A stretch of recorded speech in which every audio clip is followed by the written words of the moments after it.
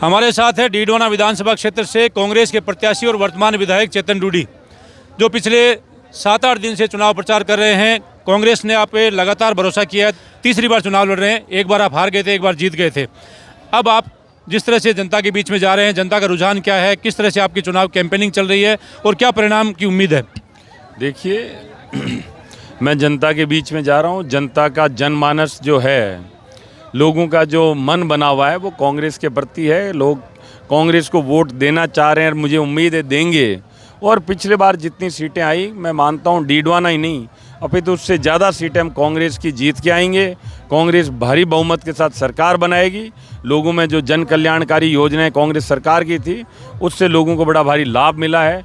कोई भी ऐसे 1,57,000 परिवार, उदाहरण के तौर पे बता रहा हूँ, डीडवाना में हैं 1,57,000 व्यक्ति हैं जिन्होंने कहीं ना कहीं सरकार का कहीं ना कहीं लाभ लिया है, किसी न किसी योजना का।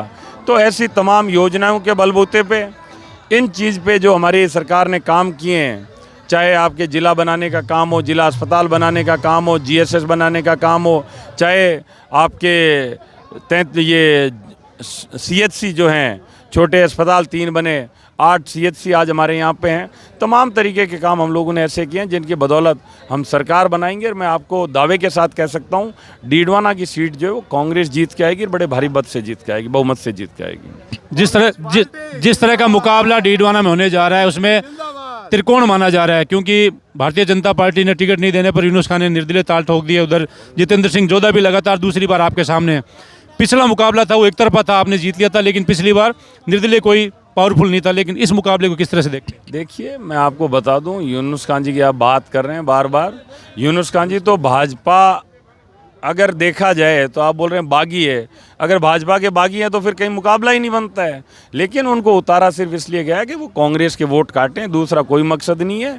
तो लेकिन उनकी जो ये भावना है भाजपा की कि उनको उतार के कांग्रेस के वोट काटें, ये लोगों को समझ आ गई है। कहीं पे भी लोग उनके साथ नहीं जुड़ रहे हैं। लगातार उनका चुनाव जो है, आए थे उस दिन कुछ बाहर के लोगों को लेके आ गए, अब आज के दिन आप देखेंगे लगातार उनका चुनाव घटता जा रहा है। यहाँ मुकाबला कांग्रेस और भाजपा के बीच में ही है। यूनुस खान जी के साथ हमारा कोई मुकाबला नहीं है। वो तो भाजपा के बागी हैं। कांग्रेस तो इससे एक सुखद अनुभव होना चाहिए। तो भाजपा के बागी है तो हमें क्या चिंता है उस चीज़ की? नुकसान जो हो रहा है वो कांग्रेस को ज़्यादा हो रहा है, न कि भाजपा को ज़्यादा हो रहा है। इस आप क्या मानते हैं? देखिए, ये आपने बोल दिया। फिर मैं तो ये बोलता हूँ कि उनको उतारा ही भाजपा ने इसलिए है कि कांग्रेस के वोट ले, वो भाजपा के एक वोट नहीं लेंगे। अगर आप जाके कहीं देखें, टिकट भाजपा ने काटी है लेकिन वो बुराई कांग्रेस की करते रहते हैं।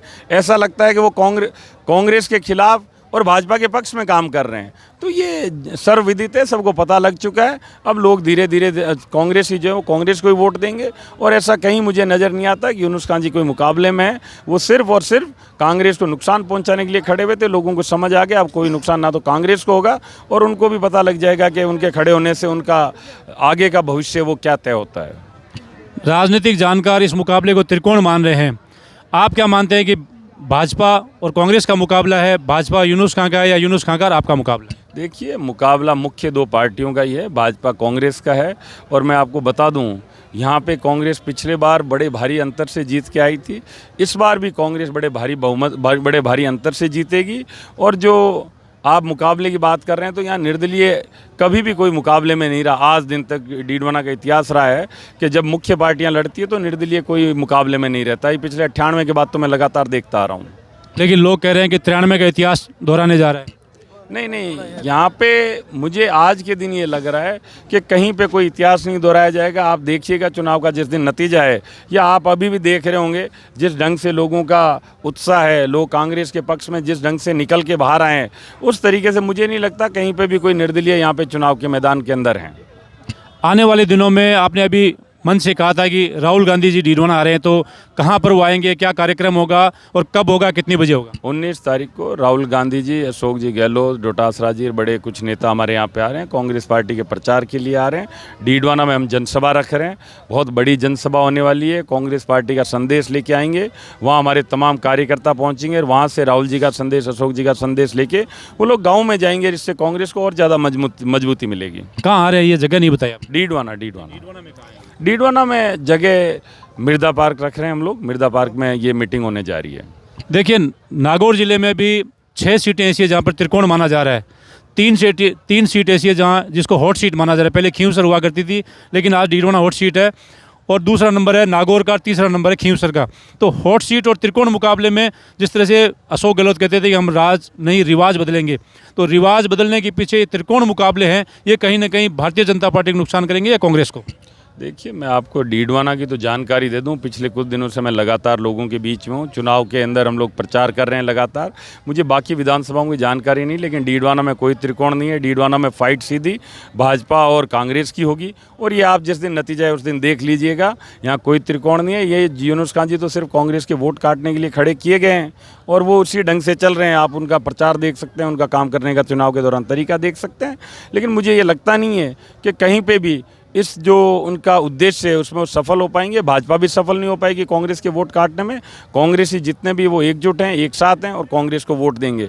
जिन लोगों को कांग्रेस छोड़नी थी वो छोड़ के चले गए, लेकिन उनको भी ये एहसास हो गया कि उन्होंने गलत काम किया है। उनको ये लगने लग गया कि हम लोगों के बीच में कांग्रेस छोड़ के जा नहीं पा रहे हैं, तो उनको भी ये एहसास है कि उन्होंने गलत काम किया। कांग्रेस के पक्ष में बड़ी भारी लहर है, और कांग्रेस बहुत ज़्यादा मतों से यहाँ से जीत के आएगी, ऐसा मेरा मानना है। पूर्व प्रधान गए, जालाराम गए, भगवाना राम जी गए, पूर्व वाइस चेयरमैन गए, पूर्व चेयरमैन गए, तो इनका कितना नुकसान होगा कांग्रेस? देखिए, मैंने आपको बोल दिया, जो भी कांग्रेसी गए हैं वो चले गए, कोई भी कारण से चले गए, कोई भाव में चले गए, लेकिन आज उन सबको ये एहसास है कि हम लोगों ने ये गलत काम कर दिया।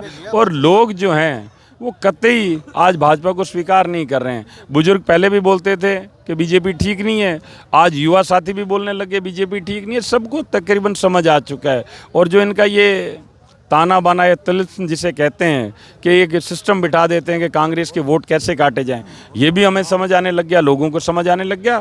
तो इसका नतीजा ये कांग्रेस भारी बहुमत से यहाँ पे जीतेगी। तो ये थे डीडवाना से कांग्रेस के प्रत्याशी चेतन डूडी, जिनका यह कहना है कि भाजपा और कांग्रेस में सीधा मुकाबला है। लेकिन देखना यह होगा कि 25 तारीख को जनता क्या संदेश देती है, जिसका परिणाम 3 तारीख को आएगा। सहयोगी रफीक के साथ हनीफ खान, डीडवाना।